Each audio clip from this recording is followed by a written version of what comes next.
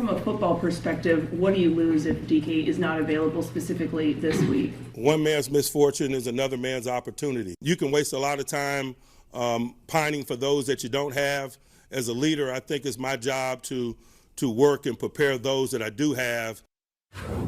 Louis, divisional showdown for Pittsburgh in Cleveland this weekend. How costly is the loss of DK Metcalf for the offense? Oh, it's huge. Look, he is a big outside lane vertical threat. He is a big catch and run threat. He's a big explosive play threat, and you're now taking all of that away from this offense. So that's a problem. Now, the thing that I do like, though, is the fact that they have found a way to still manufacture offense outside of him because of Aaron's reliance on the tight ends and the running backs, which have become a big part, of the passing game. But make no mistake, look, DK is one of those guys who can take the top off the defense. He can make a defense respect the fact that they have a third-level component to their offense. And without him now, what's going to wind up happening is the defense starts to shrink. It starts to come closer down to the line of scrimmage, and everything gets a little muddier for the offensive line and the quarterback. That's the problem. Yeah, we can go even last week, right? What Lou is talking about. When you talk about like a push crack by a receiver, he'll go in and get the mic. Like he can come that far in. He can play that physical. So your run game, where we talk about big runs come from the offense, explosive runs come because of the receiver. You taking him off the field, it matters. The tilt of the defense, right? Like how many players are leaning his way or vision has to go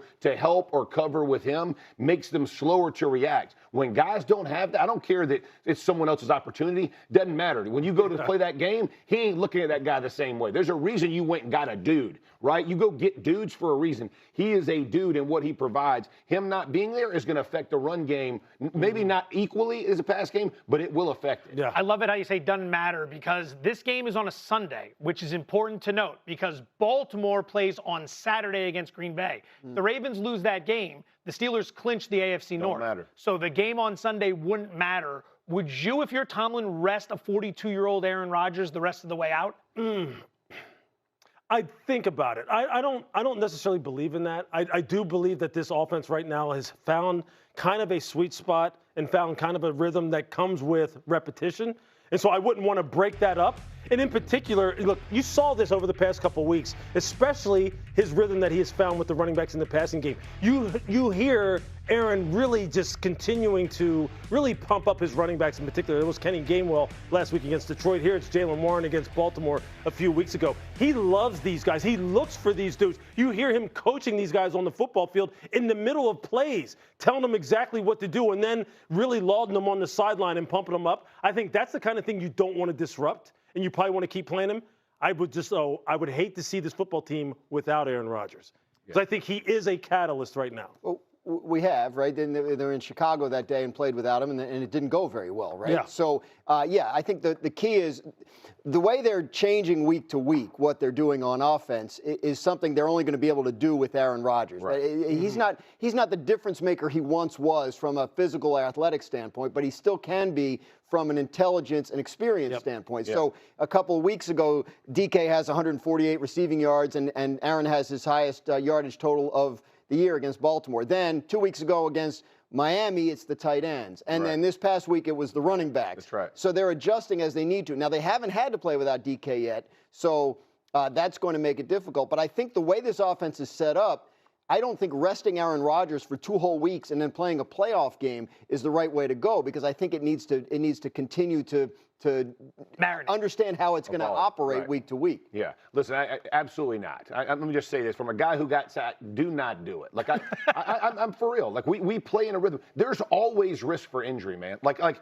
we play a game that there's inherent risk. He's not no more risky to go play this Saturday or Sunday, whenever they're going to play, or play one of the first playoff game. What you do lose is your rhythm of play. And that does matter in football. When you start to get the feel, and you guys just make great points, whether it's receivers, tight ends, running backs, like that feeling, figuring that out in the game matters. Now, if you want to sit them in the fourth quarter because you got a lead or you'll take 15 plays, I get it. But clean like sits for any of these players, they're not good enough to do that. No one's good enough. Like, respect the game enough to know that you hone your craft week in and week out and go get. I think you do, though, need to be mindful, and I think Mike Tomlin will deliver that message that, hey, look, man, you don't need to take any risks, though. Amen. Okay? That's, ball's out. fine. Hey, I mean, that's no right. risk. When was the last time? Someone's around you. Ooh, ball's out of there. Hey, man. Let me tell you what Aaron Rodgers don't do. That. Yeah. He does not do that. Let's let that lie here. We'll get back to that in a little bit. Time to run. The NFL upheld the 2-game suspension given to Steelers wide receiver DK Metcalf. Despite his appeal,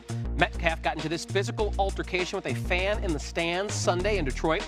It's going to be costly for DK. He'll forfeit more than $500,000 in 2025 salary and void more than $45 million in future guarantees on his contract. Despite the situation with Metcalf, things still looking sunny for the Steelers. Have a chance to win the AFC North this weekend. It's pretty simple. Win on Sunday in Cleveland or have the Ravens lose to the Packers on Saturday night in Green Bay. Either happens and Pittsburgh is your AFC North champion.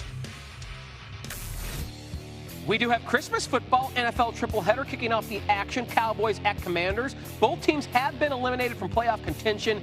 ESPN Analytics giving Washington a 30% chance to land a top 5 draft pick. At 4:30 Eastern, Detroit heads to Minnesota hoping to make a playoff run. The Lions began their 2025 campaign with a 67% chance to make the playoffs. That probability has now plummeted to just 5%. And finally, the Broncos take on the Chiefs in Kansas City.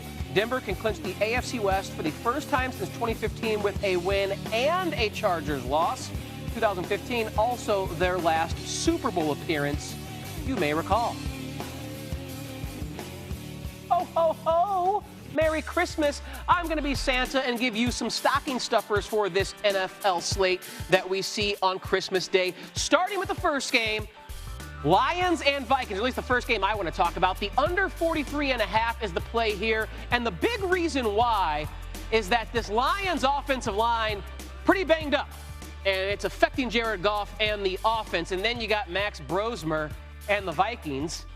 Don't trust that offense. Plus, Brian Flores has given Jared Goff a bit of trouble in his career. So I think points will be hard to come by in Minnesota with the Vikings having that home field advantage. I'm playing the under Thursday afternoon at 4:30 Eastern. Now, the first game that we will see, 1 Eastern kickoff, Commanders at Cowboys. I'm going to take the Commanders plus the points. Yeah, I know it will be no Jaden Daniels. Yeah, I know there will be no Marcus Mariota, but Josh Johnson's been playing in the NFL for about 2 decades, has been played for out of every dang team that we have. Cowboys are like 1, 2, 3 Cancun. We're out of here. So I'll take the Commanders plus the points. Scooby? Love the festive sweater right there, fire. My friend. That is fire, Jeff. Looks absolutely Let's lovely. go. Yeah, let's go. Let's go. All right, we're not going to call you the Grinch, my friend. Drop for us the 3 movie titles for the holiday weekend that we need to know about in the NFL.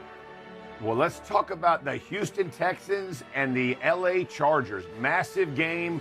Charging Bulls is the name of our movie. And we got Stroud and Herbert. How about these two? And both teams are trying to ascend and make things happen in each of their divisions. You think about the Chargers, they've overcome this offensive line. Justin Herbert's playing fantastic football. And then you think about the Houston Texans, how good this defense has been all season. They've led this team. They've led this comeback for the Houston Texans, putting them back in the mix, not only the AFC South, but potentially the AFC in total. This is going to be a heck of a matchup. Can they protect Herbert?